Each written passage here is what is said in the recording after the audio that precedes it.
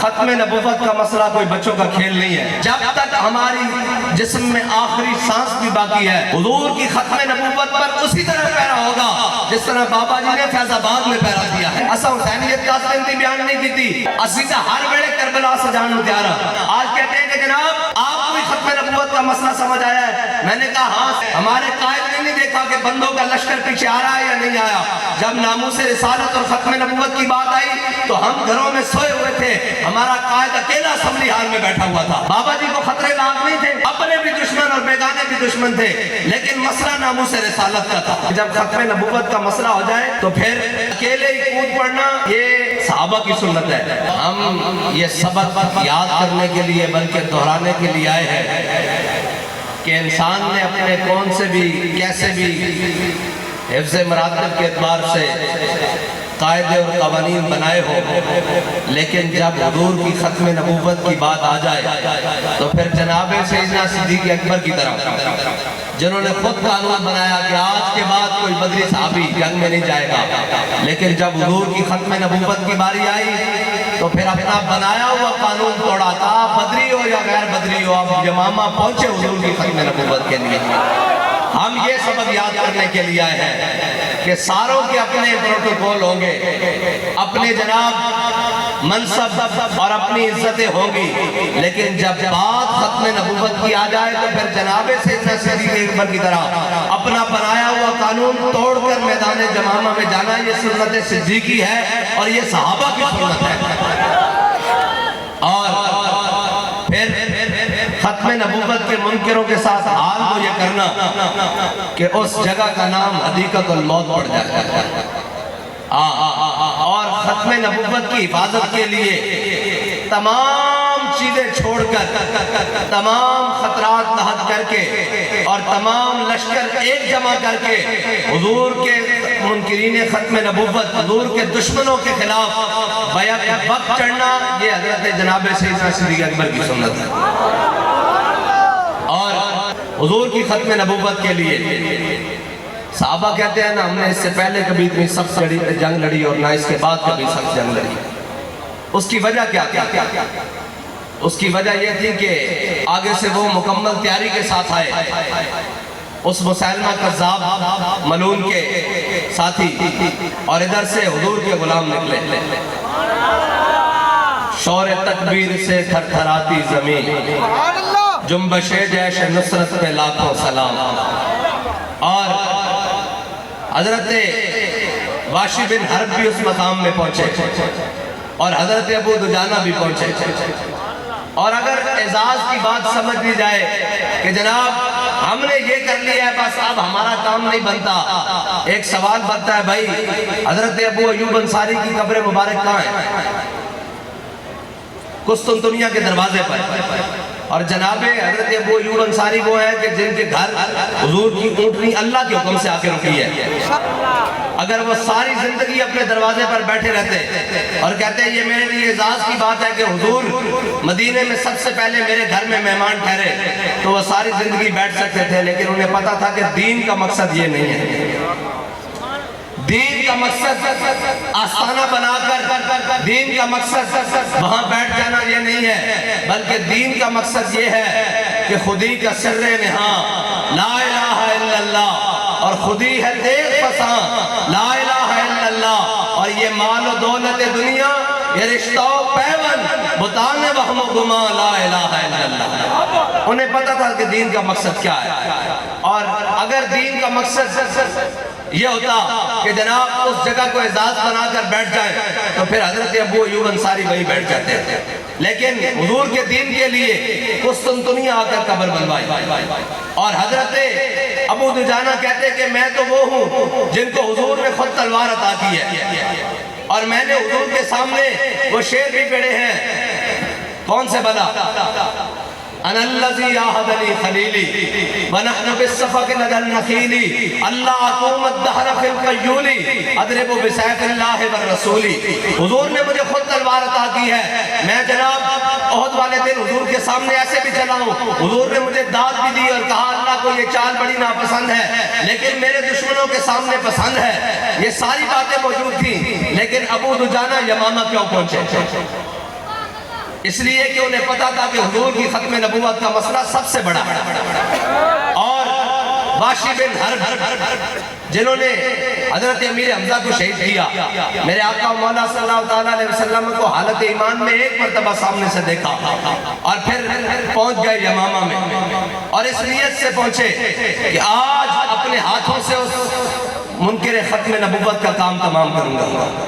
اور جب پہنچے تو پھر کہا ساری زندگی یہی کہتے رہے، اپنے ہاتھوں سے جب مسلمہ کذاب کو مارا تو پھر ساری زندگی کہتے رہے کہ اللہ تعالیٰ نے اگر قیامت والے دن پوچھا کہ تو نے میرے سب سے اچھے بندے کو کیوں شہید کیا، امیر حمزہ کو، کہا میں کہہ دوں گا کہ یا اللہ تیری دھرتی پہ جو سب سے برا تھا اس کو بھی تو میں ہی مار کے آیا ہوں۔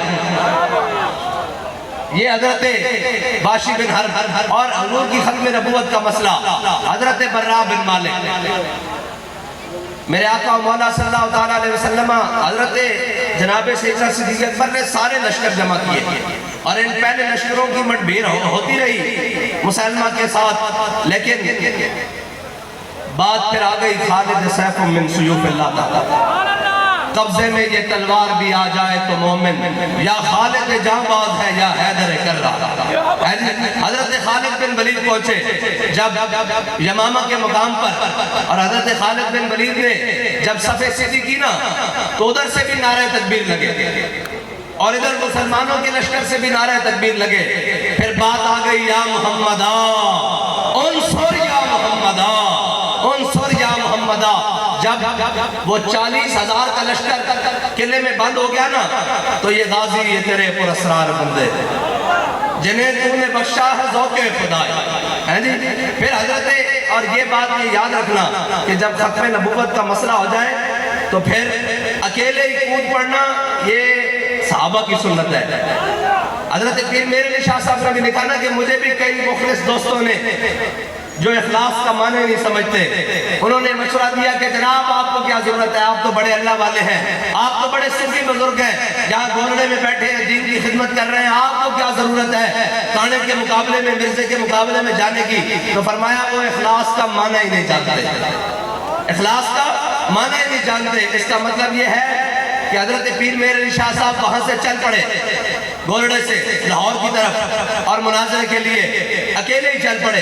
یہ سنت ہے صحابہ کی کہ جب 40,000 کا لشکر قلعہ بند ہو گیا تو حضرت براء بن مالک جب صحابہ قریب جائیں قلعے کے دروازے پر تو وہ اوپر سے آگ پھینکے، اوپر سے جناب کوئلے پھینکے، اوپر سے پگھلا ہوا سیسا اور لوہا پھینکے اور جناب شہداء کی تعداد بڑھتی جائے۔ حضرت براء بن مالک آ گئے صحابہ کے پاس، کہا کیا ماجرا؟ انہوں نے کہا جی قلعہ بند ہو گیا، دروازہ بند کر دیا ہے۔ فرمایا اب میں یہ غازی تیرے پر اسرار بندے جنہیں تو نے بخشا ہے ذوق خدائی، دو نیم ان کی ٹھوکر سے صحرا و دریا، سمٹ کر پہاڑ ان کی حیبت سے رائی۔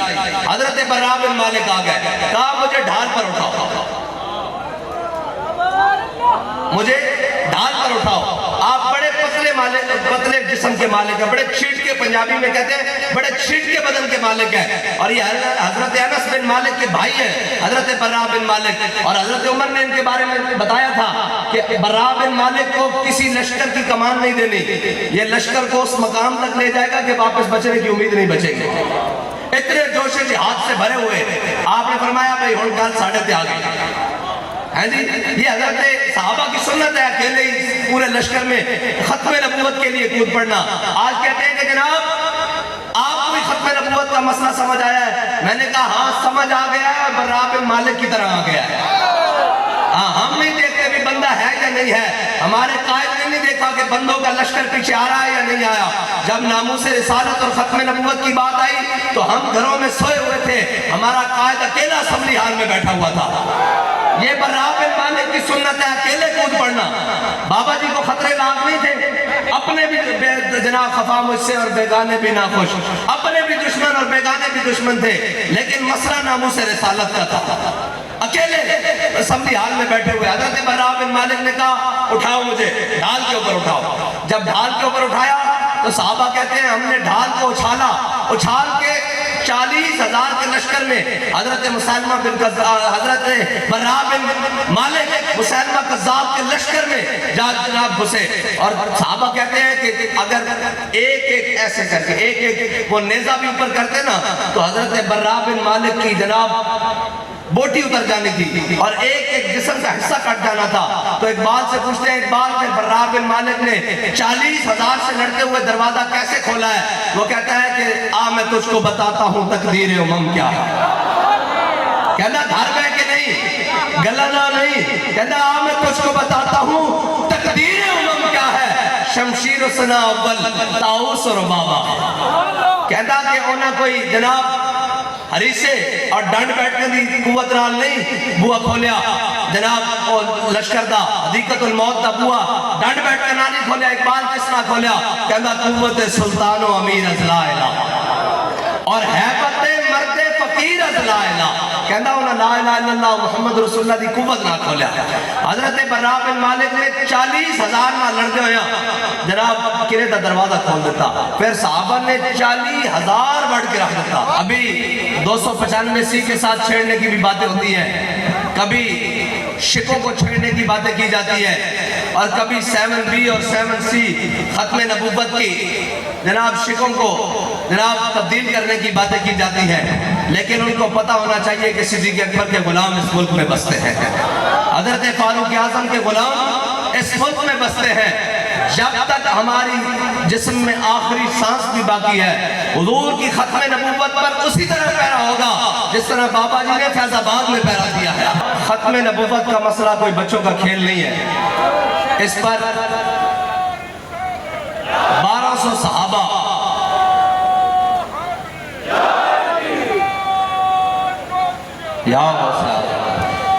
ختم نبوت پر پیرا دیتے ہوئے 1200 صحابہ جنگ یمامہ میں شہید ہوئے، 1200 صحابہ، اور حافظ و قاری اس امت کے بڑے بڑے حافظ کا حضرت سالم جیسے حافظ اس جنگ میں شہید ہو گئے، اور حضرت جناب سیدنا صدیق اکبر نے بنایا ہوا قانون بھی توڑا، اور کہتے ہیں کہ 8 یا 9 بدری صحابہ بھی اس جنگ میں شہید ہوئے۔ اتنی بڑی قربانی کے بعد ختم نبوت کا مسئلہ حل ہوا۔ مجھے یہ بتاؤ بھائی، ختم نبوت کے لیے صحابہ کرام تقریباً 1200 میل چل کر یمامہ جائیں اور ختم نبوت کی حفاظت کے لیے جا کر شدید ترین جنگ لڑے، اور آج کا مسلمان گھر سے بھی باہر نہ نکلے اور کہے کہ میں بھی عاشق رسول ہوں، میں بھی جناب حضور کی ختم نبوت کا ماننے والا ہوں، جناب میں نے بھی کلمہ پڑھا ہے۔ مجھے بتا، جنہوں نے کلمہ پڑھا تھا نہ انہوں نے اپنے بچے دیکھے، نہ انہوں نے اپنا مال دیکھا، نہ انہوں نے صبح دیکھی نہ شام دیکھا، بلکہ ان سے تو پوچھنے والے اس بات پر مجبور ہو گئے، اور یار بتاؤ تو صحیح کس نبی کا کلمہ پڑھ لیا ہے؟ نہ دن دیکھتے ہو، نہ رات دیکھتے ہو، نہ صبح دیکھتے ہو، نہ شام دیکھتے ہو، نہ شجر دیکھتے ہو، نہ حجر دیکھتے ہو، نہ جناب سمندر دیکھتے ہو، نہ دریا دیکھتے ہو، بتاؤ تو صحیح وہ نبی کی شان کیا ہے؟ کس نبی کا کلمہ پڑھ لیا ہے؟ تو حضرت خالد بن ولید نے فرمایا تھا المرسل علی قدر المرسل، وہ تو بھیجنے والے کی شان بن کر آئے تھے، وہ تو بھیجنے والے کی شان بن کر آئے تھے۔ اور رومیوں نے جاسوس بھی بھیجے، انہوں نے کہا جاؤ دیکھ کر آؤ یہ کون ہے، کیا جناب پریکٹس کرتے ہیں، کرتے کیا ہے صبح شام، جس طرف آتے ہیں جناب بخیہ ادھیڑ کے رکھ دیتے ہیں، لشکر کے لشکر الٹ کے رکھ دیتے ہیں، یہ ہے کون؟ تو جناب مسلمان کی تاریخ صرف 2 لفظوں کی ہے، جو رومی جاسوس میں واپس جا کر اپنے لشکر میں گئی تھی۔ آج کا مسلمان نہ کمانے سے فرصت، نہ کھانے سے فرصت، جب دین پر بات آ جائے چھٹو جی ایتا مولوی بنایا ہویا اے سن، اور جناب جاسوس جا کے مسلمانوں کے بارے کہتا کی، اور جب میرے ہاتھ میں تھا جب تک میرے مصطفیٰ کا دامن، ہاں جی جب تک ایک قوم بیگانے نہیں سی نہ ہوئی نا، اقبال کہتا سرور جو حق و باطل کے کارزار میں ہے، تو حرب و ضرب سے بیگانہ ہو تو کیا کہیے؟ کہتا تینوں کی پتہ ہوئے کہ ختم نبوت کی حفاظت واسطے جانتے یمامہ مزہ کتنا، اور کہنے لے جناب اے کی کہنے تینوں کی پتہ ہوئے کہ فیض آباد کی ٹھنڈی ہواوت بہ کے ختم نبوت ہوتے پیرا دین دا چاہ کیے، تو حرب و ضرب سے بیگانہ ہو تو کیا کہیے؟ تو اسی جناب تانوں نہ پتہ ہوئے کہ حضور دے دین واسطے میدان آنا کی چاہتے، تو پھر تانوں کی ایسی کہہ سکتے ہیں جب روح سے کہتے ہو لبیک یا حسینہ، اے اور محرم شریف گزریا ہوں جناب کئی تو 10 دن دا محرم سی لیکن اسی تو حسین ہی ہے نا ہاں جی اسی تو ہر ویلے کربلا سجان نو تیار حضور دے دین واسطے ہاں جی اور ساڑھا 10 دن دا بھی نہیں حسین ہاں جی اسا حسینیت 10 دن دی بیان نہیں کیتی اسا تو کہنے ہیں یہ نغمہ فصل گلو لالا کا نہیں پابند بہاروں کے خزاں لا الہ الا اللہ اور کہنے جب روح سے کہتے ہو لبیک یا حسینہ پھر سینے سے یزیدوں کا ڈر کیوں نہیں